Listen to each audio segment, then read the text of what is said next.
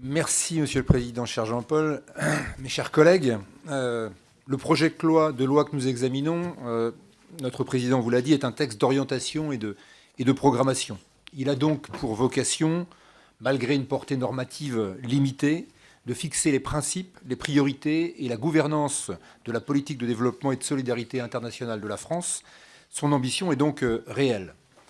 Je suis de ceux qui considèrent que la politique de développement et de solidarité internationale participe à la fois du rayonnement et de la responsabilité de la France.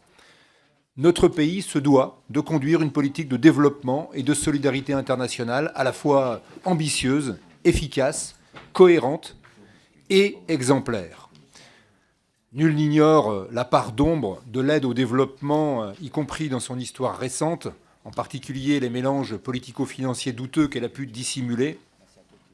Notre politique de coopération fait d'ailleurs l'objet de critiques régulières. La Cour des comptes a notamment publié en 2012 un rapport sévère sur la politique française d'aide au développement, dénonçant le trop grand nombre d'objectifs affichés et leur absence de hiérarchisation, contrastant avec les pratiques observées chez plusieurs partenaires étrangers, notamment le Royaume-Uni et l'Allemagne.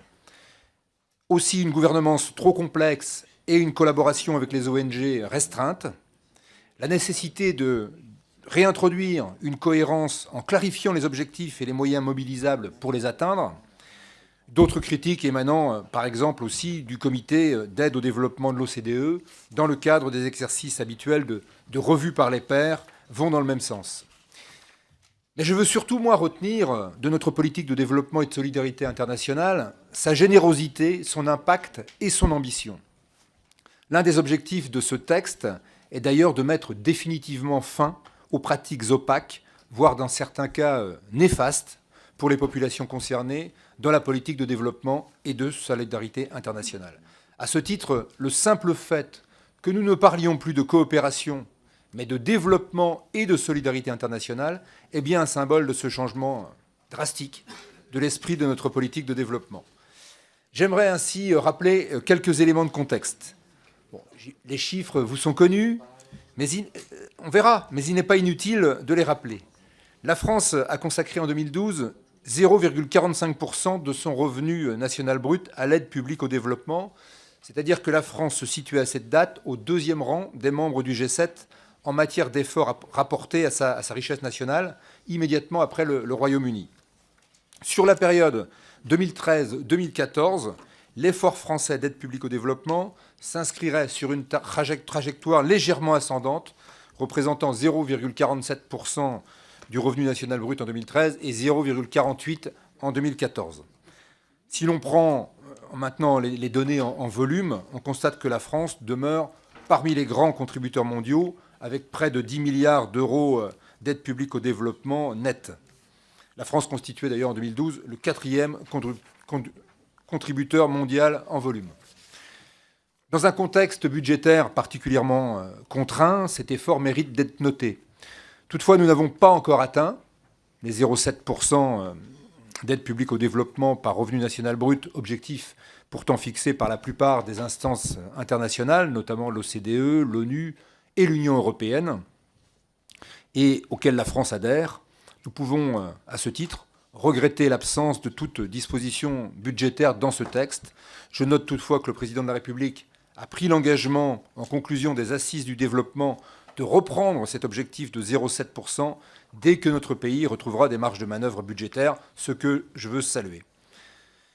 Face à ces enjeux, le gouvernement a pris l'initiative donc d'organiser, entre les mois de novembre 2012 et mars 2013, des assises du développement et de la solidarité internationale. Ces assises ont été un moment important de réflexion collective, aboutissant à une redéfinition des objectifs, des priorités et des moyens. Elles ont réuni l'ensemble des acteurs de la coopération, États, collectivités territoriales, parlementaires, ONG, syndicats, entreprises, fondations, organismes de recherche, et tout cela dans un dialogue d'une ampleur inédite depuis 1997. Les travaux ont porté sur 5 thèmes: la vision du développement post-2015, la transparence et l'efficacité de l'aide, la cohérence des politiques publiques en faveur du développement, les partenariats avec les acteurs non gouvernementaux, et enfin la recherche et les innovations technologiques et sociales en faveur du développement. Et ces thèmes constituent précisément le socle de la nouvelle vision de la politique française de développement que le présent projet de loi entend porter. Ces assises ont été suivies d'une réunion du comité interministériel de la coopération internationale et du développement, le CICID, qui s'est tenue le 31 juillet 2013. Le gouvernement y a formalisé ses premières décisions, notamment en matière de priorité géographique de la politique de développement et de solidarité internationale de la France, que vous avez dans le projet de loi. Autrement dit, le texte que nous nous apprêtons à examiner est l'aboutissement d'un travail de concertation de 15 mois. Conformément à l'engagement pris par le président de la République le 31 mars 2013 lors de la clôture des assises, le présent projet de loi est appelé à devenir la première loi de programmation de la politique de développement et de solidarité internationale de l'histoire de la Ve République. Et ça aussi, je pense qu'il faut le saluer. Et puis, c'est là d'ailleurs l'un des principaux intérêts du texte. Nous passons d'une politique de coopération, monopole de l'exécutif, à une politique de développement et de solidarité sous contrôle, certes relatif, mais tout de même, du Parlement. Le cadre commun est désormais défini par la loi, et j'y vois là l'amorce d'un changement profond de conception dont notre pays, je pense, avait besoin. Sur le projet de loi, le titre premier du projet de loi décrit les orientations de la politique de développement et de solidarité internationale de la France.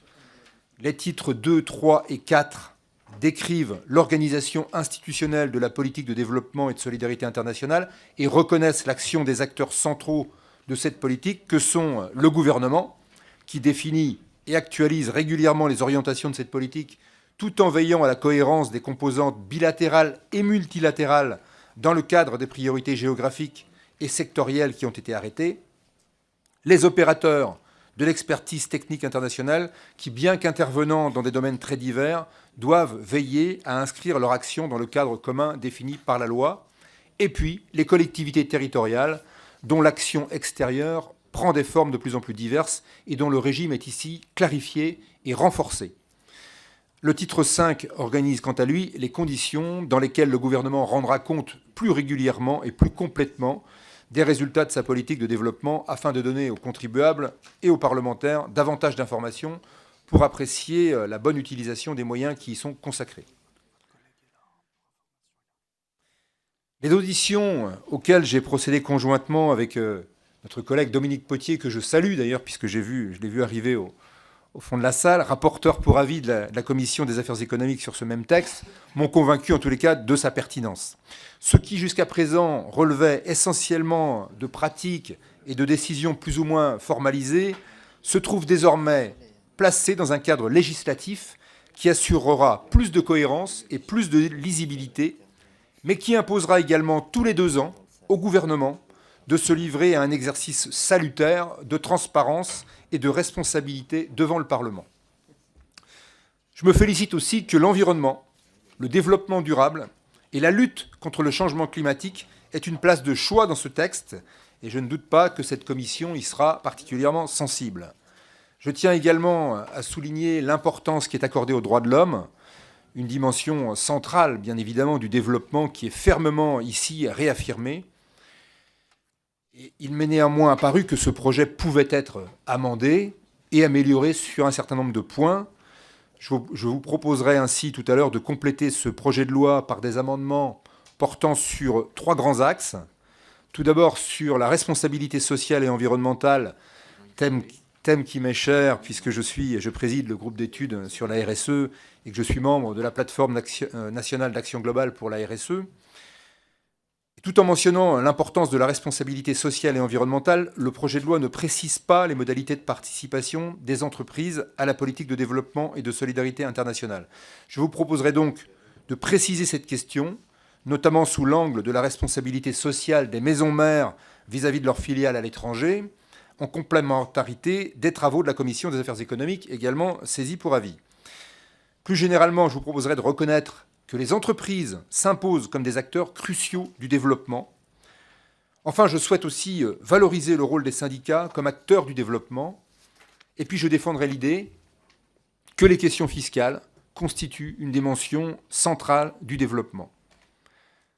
Et puis je tiens évidemment à saluer le travail de mes collègues qui ont déposé des amendements allant notamment dans le sens d'une plus grande cohérence, d'une plus grande transparence et d'une plus grande ambition de nos politiques publiques. Monsieur le Président, mes chers collègues, le projet de loi qui vous est aujourd'hui soumis comporte un certain nombre d'avancées qui tiennent moins, à mon sens du moins, à l'introduction dans notre droit de concepts ou d'instruments totalement nouveaux qu'au souci de donner à l'ensemble des acteurs un cadre de référence stable et cohérent. Il me semble que ce projet de loi répond à cet objectif et moyennant quelques amendements, je crois que nous en avons une soixantaine ici dans cette commission, je vous inviterai donc à l'adopter. Je vous remercie de votre attention. Merci, monsieur le rapporteur.